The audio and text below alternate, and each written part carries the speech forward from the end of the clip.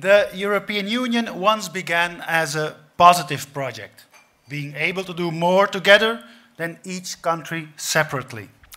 Economic cooperation for prosperity and peace, respect for identity and sovereignty through subsidiarity. But all that has long since ceased to be the case. Instead, the elites want to centralize, bureaucratize, and standardize everything. For them, every crisis is a pretext for further moves towards their federalist, highly centralized superstate. Not to solve the problems for the people, but as a tool to gain more power for themselves. The banking crisis in 2008, the euro crisis in 2011, the asylum crisis since 2015, the COVID crisis in 2020. Each time, the European Union came up with exactly the same solution: more power for the European Union. But what problem has actually ever been solved by making it bigger? Thus, step by step, they want to dismantle the member states and subjugate the free citizens of Europe. No longer the people will decide, but officials and judges that nobody has ever elected. Democracy will be replaced by technocracy, whereby they decide everything over our heads. As former European Commission President Jean-Claude Juncker once confessed, and I quote him, "We decide something, then we announce it. We wait a while to see what happens. When there is no shouting and no revolt, because most of the people have no idea of what has been decided anyway, we move on, step by step, until there is no turning back." End of quote. This is exactly what the European Union has been doing so in recent years. European countries account for barely 8% of the global CO2 emissions. Yet, the European Union decided that we were going to save the entire planet. With the Green Deal, the elite developed a communist-style planned economy with which they want to determine all our lives, how we should live, what we are allowed to eat, what car we are allowed to drive. Ordinary people are paying the price for the elite's climate madness. In reality, the Green Deal means collective impoverishment for our families and destruction of the competitiveness of our businesses. While ordinary people are busy with making both ends meet at the end of the month, the elite is busy with the end of the world.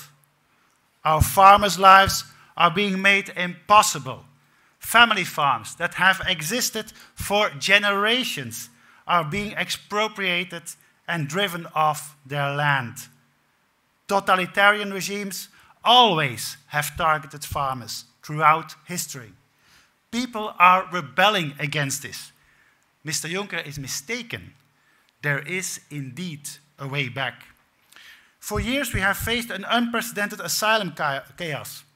Millions of asylum fraudsters are invading Europe because they know once they set foot on European soil, activist judges make sure we don't get them out, because otherwise their so-called human rights are allegedly violated. The business model of human trafficking is built on the naivety of the European elite and the political unwillingness to protect our borders. More so, they want to take over control of the borders and the asylum procedure. Thus, they want to control who comes in here and be able to force us to take in even more asylum seekers. They do not want to stop illegal migration at all, but simply transform it into legal migration. Commissioner Johansson, Ylva Johansson, she openly admitted it. According to her, we need migration because there are too few European birds. With the EU Migration Pact, they want to import as many as 4.5 million non-European foreigners per year. 70 million non-European foreigners added in 1 generation. 70 million. Think about that. Our children will thus become minorities in our own country. This is deliberate and organized replacement migration policy. People are rebelling against this. And Mr. Juncker is mistaken, because there is indeed a way back. Countries that do not listen to their people and do not simply swallow the dictates of the bureaucrats are threatened, intimidated, and blackmailed.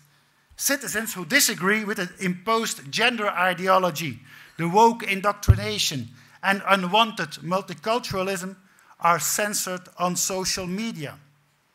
Super diversity isn't so super to ordinary people.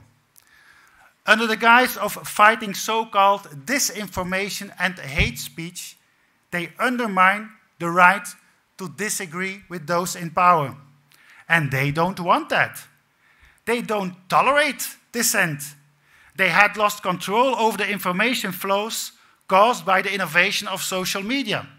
Now they are taking it back with the Digital Services Act, because they want to stay in power.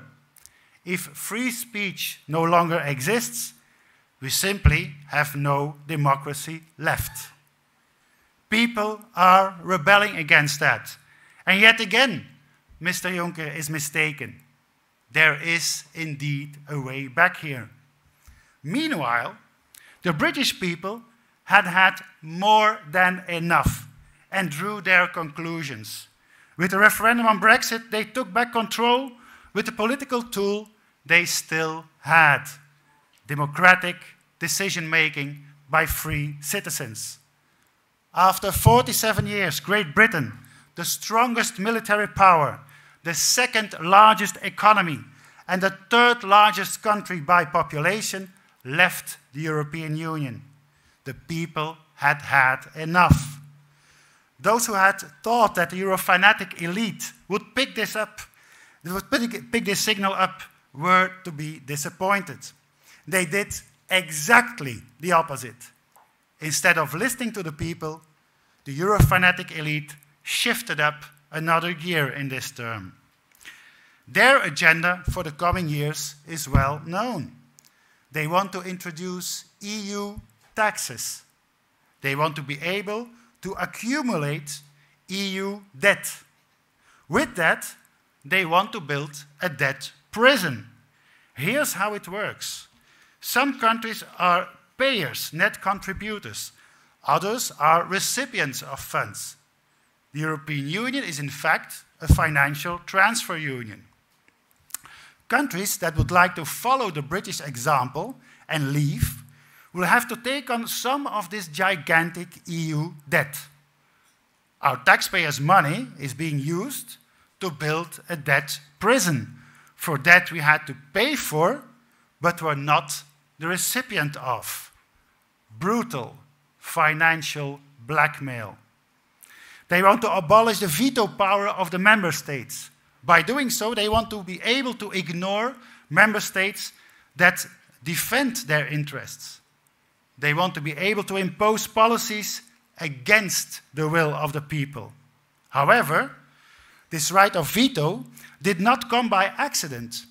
Imperialist big countries trampling on smaller countries. We didn't want that in Europe anymore. That is a lesson of history. That's why the right of veto was introduced in the first place. But they want to abolish that. Finally, with an EU army, they want to be able to plunge us into the swamp of endless wars without having any idea of how to get out again. This European Union is becoming something we never signed up for.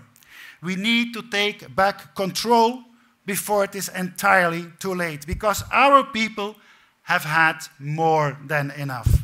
Enough of this mass migration, enough of this climate madness, enough of being dictated how we should live and what we are allowed to say. Enough of the Euro-fanatic elite that has lost contact with ordinary people. Enough of those corrupt people like Guy Verhofstadt. We nationalists and conservatives, we love Europe. We all belong to our unique European civilizations, our political freedoms, our scientific discoveries, and our technological innovation has brought light into the darkness all over the world. That genius is in each of us. It makes us who we are, linked to land and people by tradition, identity, and faith. From generation to generation, we are Flemish and European. We love Europe, but we detest what this European Union has become. We must return the European Union to what it once was intended for: economic cooperation between sovereign nation-states. We need to take back control. We do this by working together, because Flanders, my country, does not stand alone. And my party, Vlaams Belang, is not alone. Geert Wilders in the Netherlands, Marine Le Pen in France, our friends from AFD in Germany, and so many other countries. In the founding member states of the European Union, the parties of the Identity and Democracy Group are the strongest or the second political force and continue to gain strength. We have experienced the European Union the longest. We have seen it transforming into something we never signed up to. All of our nations are not the same. All of our parties are not the same. But we respect our differences and embrace our identities, because we belong to a common European civilization. We want Flemings to remain Flemish in Flanders, French people to remain French in France, Germans to remain Germans in Germany. That is the richness of Europe. Unity in diversity. That is the slogan of the European Union, isn't it? We nationalists and conservatives embody the true spirit of European cooperation and the principles and values on which it was originally founded. Identity, democracy, peace, prosperity, family, faith, and freedom. 2024 will be a turning point, a nationalist revolt of the people against the globalist elite is emerging all across Europe. A patriotic spring is dawning. The upcoming European elections are a referendum on the migration chaos and the climate madness forced upon us by the European Union. Flanders must and will be part of this revolt. My party, Vlaams Belang, is by far the largest party in Belgium. We are thoroughly prepared. We are ready, and we are coming. For too long, our people have been humiliated, forgotten, and abandoned. In June, we have an appointment with history, but most important, with the future of our children and grandchildren. This is our country, and we are going to take it back. Thank you.